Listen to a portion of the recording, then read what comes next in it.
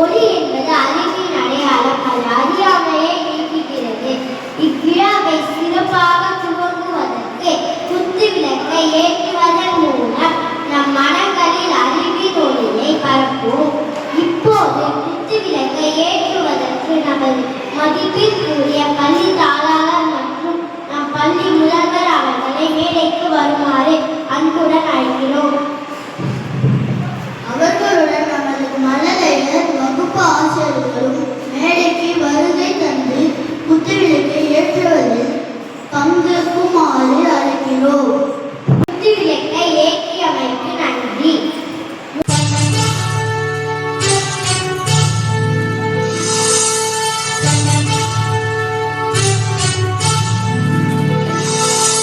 நீராறும் கடலுடுத்த நிலமடந்தை கெழிலொழுகும் சீராறும் மகனமென திகழ்வரத கண்டமிகள் தெக்கணமும் அதில் சிறந்த திராவிடனல் திருநாடும் தக்க சிறு திரை முதலும் தரித்தனரும் திலகமுமே அத்திலக வாசனை போல் அனைத்துலகும் இன்பமுற எத்திசையும் புகழ் மணக்க இருந்த பெரும் தமிழனங்கே தமிழனங்கே உன் சீரிழமை திருந்தியும் திசையும் மறந்து வாழ்த்துதுமே வாழ்த்து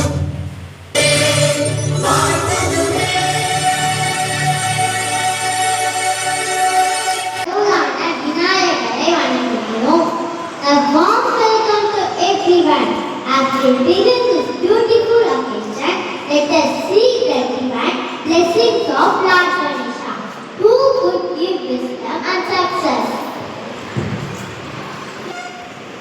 Yes, without inviting Vinayagar, no auspicious event is complete. To fill this all with divine energy, our little stars are ready to present and mesmerizing Vinayagar dance performance.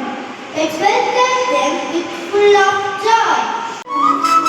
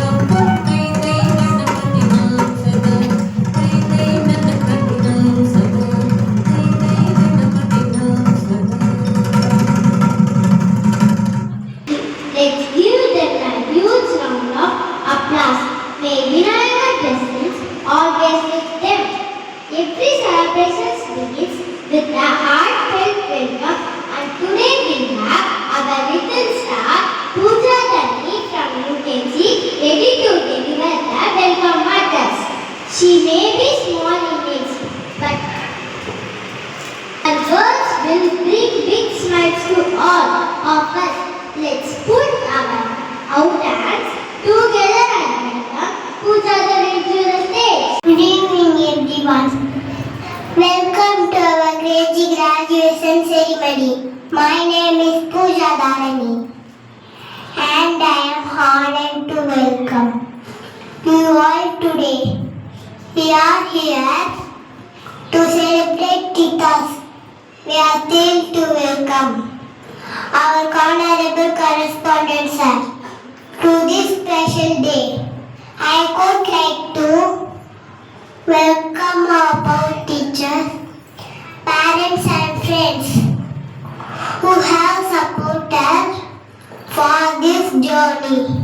We are gathered here to celebrate a big milestone. Our KG graduates are moving on to bigger adventures. Let's make this day pleasant and memorable. Thank you. Let the celebration begin. Once again, I welcome you all. That was such a sweet and confident welcome. Well done, Pooja Dani. Let's give her a big round of applause. Now we are delighted to present a powerful drama titled Annai Thandaye Anbinellai. This drama beautifully conveys the boundless love of the parents and the devotion of a son who values his parents above all. The story will inspire us to reflect on our duties towards our parents. Thus, in this play, we will witness the story of a devoted son who understands that the greatest service in life to care of his parents. His unwavering love and commitment to them set an example for all of us. So let's open our hearts and immerse ourselves. Here begins the drama Annai Thandaye Anbinellai. பாருங்க பல்லாண்டு அமருங்கள் சாமி அமருங்கள் இருங்கள் தாங்கள் யார் என்று அடியை அறியலாமா அகத்தியன் என்பார்கள் என்று ஆஹா அருந்தமிழ் முனிவரா ஐயன் தாங்கள் எங்கள் இல்லம் தேடி வருவதற்கு நாங்கள் என்ன புண்ணியம் செய்திருக்க வேண்டும் அமருங்கள் இதோ ஒரு நொடிப்பொழுது வந்துவிடுங்கள் எங்கே போகிறார் தினந்தோறும் காலையில் மலர்களை பறித்தது என்னை பெற்ற அன்னை தந்தையருக்கு பாத பூஜை செய்வது வழக்கம் அதை முடித்துவிட்டு இதோ வந்து விடுகிறேன் ஓஹோ அன்னை தந்தையின் சேவையை அவ்வளவு உயர்வாக கருதுபவனா நீ ஆம் சுவாமி என்னை பெற்ற அன்னையின் தந்தை ஆசிரமத்தில் உள்ளே இருக்கிறார்கள் என் தாய்க்கு கண் பார்வை இல்லை தந்தைக்கு ஒரு கால் இல்லை அவர்களுக்கு பணிவிடை செய்ய அடியே ஒருவன் தான் இருக்கிறேன் அதனால் அதை முடித்துவிட்டு இதோ வந்து விடு நீ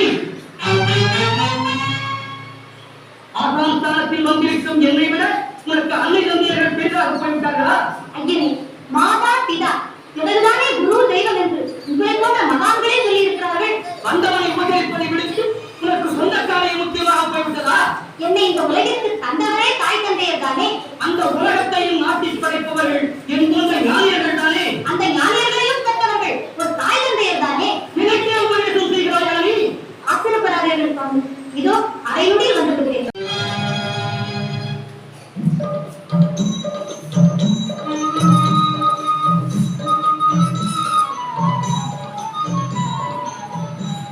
என்னை பெற்ற தெய்வங்களுக்கு என் அன்பு வழக்கம் செல்வா பார்க்கவும் நடக்கவும் சத்தியத்தை எங்களுக்கு எல்லாமாக இருந்து உற்று தொண்டு செய்யும் வரை எல்லா நலன்களும் உண்டாகும் என்னுடைய மதித்து பெரும் தொண்டு செய்கிறார் அடுத்த பிறப்பினால் நாங்கள் உனக்கு தொண்டு செய்ய ஆண்டவன் எங்களுக்கு அருள் புரிய வேண்டும் அப்பா செல்வா வெளியே யாருடன் பேசிக் கொண்டிருந்தார் அகத்திய முனிவர் நம் ஆசிரமத்தை நாடி வந்திருக்கிறாரப்பா அகத்திய திருமணம் சொன்னதோடு முடிவு அளித்து அவரை வெளியே காக்க வைத்து விட்டால் நீ எங்கு வந்தாய் ஆமப்பா பெற்றவர்கள் திருவடியை வணங்கிவிட்டு வருகிறேன் அதுவரை காக்க வைத்ததின் காரணமாக அவர் கோபப்பட்டு ஏதேனும் சாபத்தை கொடுத்து விட்டார். புறப்படுங்க. நடந்த தவறுக்கு யாராவது அவரிடம் மன்னிப்பு கேட்கணும்.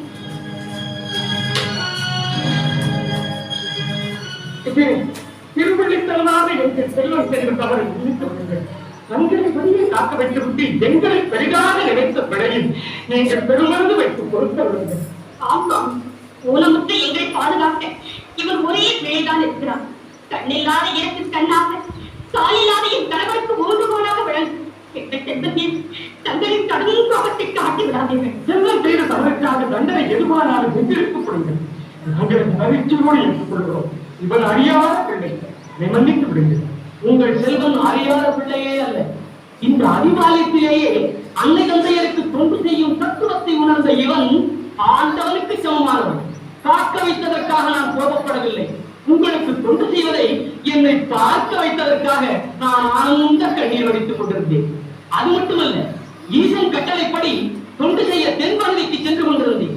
செல்லும் வழியில் இந்த செல்வன் அன்னை தந்தையருக்கு சேவை செய்வதில் சிறந்தான் என்ற செய்தியை கேள்விப்பட்டேன். வந்து பார்த்ததில் இவன் தொண்டு பெரும் தொண்டாகி என் தொண்டு சிறு தொண்டாகிவிட்டது. அப்பா, பார்வைக்கு பாலகனாய் பண்பிலே தெய்வமாய் விளங்குபவரே, உன்னை போன்ற நல்ல பிள்ளைகளால் பெற்றோருக்கு பெருமை, அவர்கள் குலத்திற்கு பெருமை, இந்த நிலத்திற்கு பெருமை, இந்த நிலத்தை படைத்த இறைவனுக்கே பெருமை. செல்வா, என் உள்ளம் நெகிழ்ந்து கேட்கிறீர்களா? நான் செய்ய போகும் தொண்டு சிறக்க உன் திருவருளால் எனக்கு நல்வாழ்த்து கூறு. அகிலே செல்வமும் உங்கள் வாழ்த்துவதும் பார்த்த வயது தேவையில்லை, தகுதிதான் தேவை. வணக்கம் சுவாமி. வாழ்க. யாரம்மா நீங்கள் மூவரும்? இந்த வடபகுதியில் ஓடுகின்ற நதிகளுக்கு நாங்கள் தலைவிகள். என் பெயர் கங்கை, இவள் யமுனை, அவள் சரஸ்வதி. கங்கை யமுனை சரஸ்வதியா? என்ன வித்தையம்மா இது? உங்களால் படைக்கப்பட்ட நதிகளில் மக்கள் எல்லோரும் தினசரி நீராடி அவர்கள் பாவத்தை போக்கிக் கொள்கின்றனர். அப்படிப்பட்ட புண்ணிய நதிகளுக்கு தலைவிகளாக விளங்கும் நீங்கள் மூவரும் ஏலம்மா இப்படி பாவிகளைப் போல் நிறம் மாறி உருமாறி காட்சியளிக்கிறீர்கள்? ஐயனே, அன்றாட மக்கள் செய்யும் பாவங்களை போக்கிக் கொள்ள எங்களால் ஆக்கப்பட்ட நதிகளை நீராடுவதால் அவர்கள் பாவத்தை நாங்கள் சுமந்து எங்கள் உருமாறி இருக்கிறோம். மீண்டும் நாங்கள் பழைய நிலை அடைவதற்கு மார்க்கம் தெரியாமல் தவித்துக் கொண்டிருக்கும் சமயத்தில் தாங்கள் இப்படியே தென்பகுதி செல்வதை அறிவோம். எங்கள் குருமாறி சுயகுருவம் அடைய என்ன வழி என்று உங்களிடமே கேட்கலாம் என்று ஓடோடியே வந்தோம். அம்மா, இப்படியே சிறிது தூரம் சென்றால் ஒரு ஆசிரமம் தென்படும். அங்கே செல்வன் என்ற ஒரு சிறுவன் தாய் தந்தையருக்கு சேவை செய்வதில் சிறந்து விளங்குகிறார். நீங்கள் மூவரும் உடனடியாக சென்று அந்த செல்வனின் பாதத்தில் விழுந்து வணங்குங்கள். மீண்டும் பழைய உருவத்தை அடைந்து விடுவீர்கள். தங்கள் கட்டளைப்படியே நடக்கிறோம். வருகிறோம். வணக்கம். அமருங்கள். என்ன வேண்டும் உங்களுக்கு? அன்னை தந்தையருக்கு சேவை செய்வதில் சிறந்து விளங்கும். உன்னை படித்தால்தான் எங்கள் பாவம் தீரும் என்று அகத்தியமா முனிவர் சொன்னார். அதன்படி வந்திருக்கிறோம். நீ எங்களுக்கு வாழ்த்து கூறு. வேண்டாம் அம்மா, வேண்டாம். நான் சிறுவன், என்னை வளராதீர்கள்.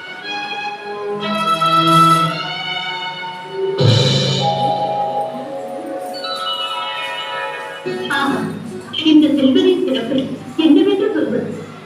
கங்காதேவி, செல்வனை சேவித்ததும் உங்கள் மூவருக்கும் பழைய உருவம் வந்து விட்டது பார்த்தீர்களா? இந்த நன்றி கடனுக்கு நாங்கள் என்றென்றும் கடமைப்பட்டிருக்கிறோம். நல்லோர் தரிசனம், பாவ விமோசனம், புனிதமானவர்களின் இடர்பட்டாலே பாவம் ஓடி புண்ணியம் நாடி வந்தது. மேலும் அன்னை தந்தையருக்கு சேவை செய்பவரின் தரிசனம் ஆண்டவன் தரிசனம்.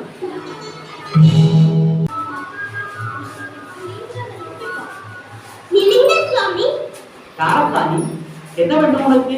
நீங்கள் தானே அகத்திய முனிவர்? அப்படித்தான் சொல்வார். அது சரி, நீ யாரப்பா? திருவிழாக்களை மேற்பவன். ஆடு மாடுகளை மேய்க்கும் திருவிழாடி? ஆம் சுவாமி, வந்த வேலை முடிந்ததும் அதை என்னை பாதுகாவலாமல் அழைத்து சென்று பட்டியல் அடைக்க வேண்டுமே, அது பெரிய பொறுப்பல்லவா? நன்றாக பேசுகிறாயப்பா. இருங்கள் சுவாமி. ஏன் சுவாமி, தமிழில் தாங்கள் எல்லாம் கற்றறிந்த முடியும்? எல்லாம் தெரிந்தவர்கள் இந்த உலகில் யாருமே இல்லையப்பா. ஒன்றும் தெரியாமலா தமிழுக்கும் இலக்கணம் தெரியும்? நான் எதையும் செய்யவில்லையப்பா. அந்த முருகப் பெருமான் என்னுள்ளிருந்து அதை செய்தார். முருகனின் நிறைய இருக்குதா உங்களுக்கு? அதில் என்ன சந்தேகம்? ஈசனுக்கு பிறகு இந்த எளியனுக்கும் உபதேசம் செய்து இரக்கம் காட்டியவன் அந்த வேணும். முருகனிடமே உபதேசம் பெற்ற தங்களிடம் சில கேள்விகளை கேட்கிறேன். உங்களால் பதில் சொல்ல முடியுமா? புரிந்தவர்க்கும் சொல்கிறேனப்பா. நானும் தெரிந்தவரை கேட்கிறேன். எனக்கும் புரிந்தவரை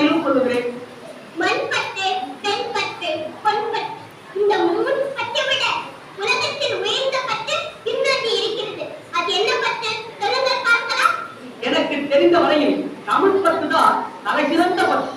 இல்லவே இல்லை. தமிழ் பற்றை விட தாய் பற்று தான் உயர்வானது. அப்பா, நான் தமிழையே தாயாக கருப்போம். அது வேறு இது வேறு என்று நினைப்பவர்கள். பாவம், உமக்கு தாயே இல்லை. அதனால் தமிழையே உயர்வென்று கருதி கொண்டிருக்கிறேன். தாயும் இருந்து தமிழை ஊட்டியிருந்தால் பெற்றவரின் அருமை புரிந்திருக்கும். சரிதானா? அகத்தியரே, தமிழ் மொழியே என்ன பேச்சில்லை. நான் சொல்லுவது சரிதானா இல்லையா என்று தனியாக ஒரு இடத்தில் உட்கார்ந்து சிந்தித்து பாருங்கள். வருகிறேன்.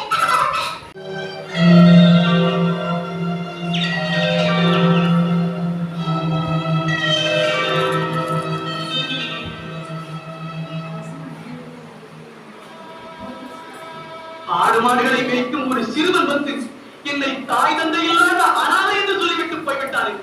அப்படி என்றால் நான் யார் மற்ற அனாதையா? எனக்கு ஆதரவு காட்ட உலகில் ஒருவருமே இல்லையா? தமிழ் மொழியின் மேல் பட்டுக்கொண்ட காரணத்தால் நான் தாய் பற்றை அறியாதவராக போய்விட்டேன். என்னை பேணி காத்து வளர்த்த என் அம்மா எப்படி தெரியும்? இந்த பாவையின் குரல் ஒலிக்கவில்லையா? அம்மா,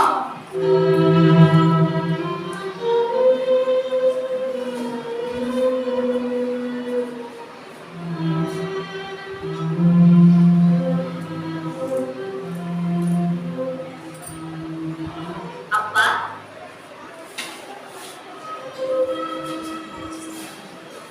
அம்மா என்று அழைத்தது நீதானே? ஆந்தாயா, ஒரு சிறுவன் என்னை அன்னை தந்தையற்ற அனாதை என்று ஏளனம் செய்து விட்டான்.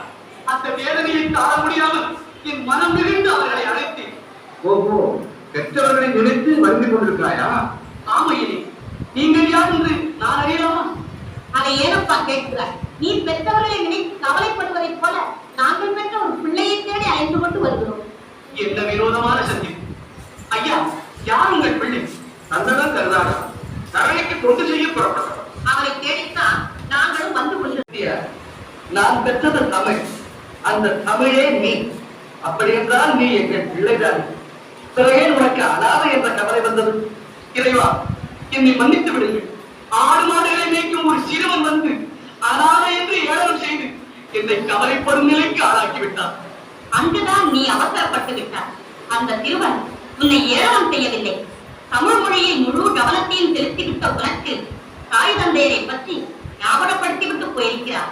அகத்தியா, உனக்கு அன்னை தந்தை மட்டுமல்ல, ஒரு இளைய சகோதரனும் இருக்கிறான்.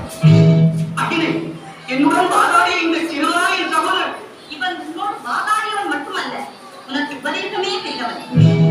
முருகா, ஞான பண்டிதா, புத்தகன் தலைவா, அத்தனையும் உண்மையாகத்தானா? அகத்தியரே, உமக்கு இன்னொரு மூத்த சகோதரனும் இருக்கிறார். அவரையும் தெரிந்து கொள்ளுங்கள். விநாயக பெருமானே, அகத்தியரே, இப்படி அன்னை, தந்தை, அண்ணன், தம்பி, முத்தா, புத்தா அனைத்தையும் பெற்றிருக்கும் நீர் பெரிய வீட்டு பிள்ளை. உமக்கேனையா அனாதை என்ற கவலை வந்தது? ஐயனே, அறியாத்தனமாக ஏதோ புறப்பட்டு ஆழ்ந்துவிட்டேன். அனைத்தும் பெற்ற பாக்கியசாலினி. உலகில் உனக்கு நிகர் வேறு எவருமே இல்லை.